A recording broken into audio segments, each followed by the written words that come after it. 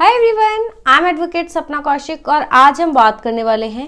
एक ऐसे सवाल के बारे में जो अक्सर मैट्रिमोनियल केसेस में पूछा जाता है।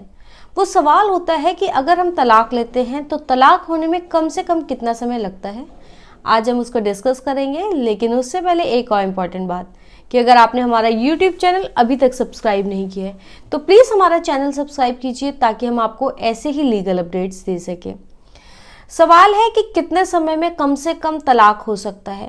तो ऐसा कोई भी टाइम पीरियड, कोई भी समय सीमा किसी भी एक्ट में नहीं दी गई है जो ये बताए कि आपका तलाक कम से कम कितने समय में हो सकता है।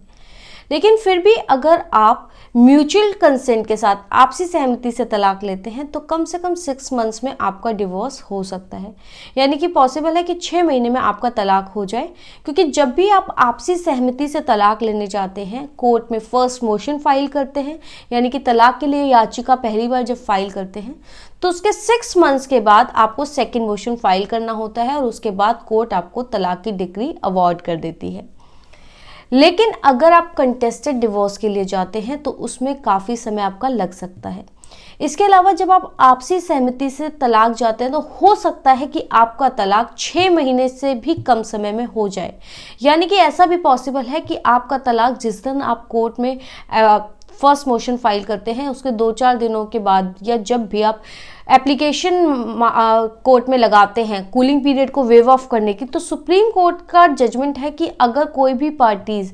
वेविंग कूलिंग पीरियड को वेव ऑफ करने के लिए, यानी कि जो 6 महीने का टाइम पीरियड होता है, गैप होता है, उसको माफ़ करने के लिए अगर एप्लीकेशन लगाती हैं तो कोर्ट की डिस्क्रिशन है। अगर कोर्ट को लगता है कि ये 6 महीने का टाइम पीरियड माफ़ कर देना चाहिए और तलाक ग्रांट कर देना चाहिए, तलाक की डिक्री, तो कोर्ट अपनी डिस्क्रिशन के अनुसार, यानी कि अपना सोच समझकर ये फैसला दे सकती है कि 6 महीने का टाइम पीरियड माफ़ कर दिया जाए और तलाक आपसी सहमति से दूसरे ही दिन भी आप ले सकते हैं।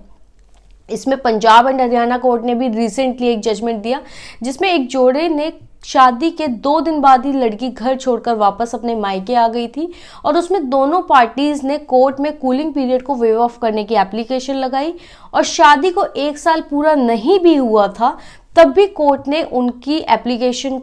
को एक्सेप्ट किया और उनको तलाक दे दिया। म्यूचुअल कंसेंट के साथ जब आप कोर्ट में एप्लीकेशन लगाते हैं डिवोर्स की, तो कोर्ट कहती है कि कम से कम 1 साल का पीरियड आपको अलग अलग रहना चाहिए। शादी के 1 साल के बाद ही आप आपसी सहमति से तलाक के लिए याचिका फाइल कर सकते हैं हिंदू मैरिज एक्ट के तहत। लेकिन यहाँ पर कोर्ट ने ये ग्रांट किया कि section 14 of Hindu marriage act के तहत अगर पार्टीज के बीच ऐसी सिचुएशंस हो गई हैं कि दोनों का एक साथ रहना नामुमकिन है तो कोर्ट वो 1 साल का पीरियड भी माफ़ कर सकती है और वो 6 महीने का जो कूलिंग पीरियड होता है उसको भी माफ़ किया जा सकता है और तलाक आपका बहुत कम समय में हो सकता है। लेकिन अगर आप कंटेस्टेड डिवोर्स के लिए जाते हैं जहां पर एक पार्टी आपको तलाक देना चाहती है और दूसरी पार्टी तलाक नहीं देना चाहती, वहां पर आपकी ज़िंदगी का काफ़ी समय भी बर्बाद हो सकता है। सालों साल लोगों के ज़िंदगी के सिर्फ तलाक लेने में निकल जाते हैं।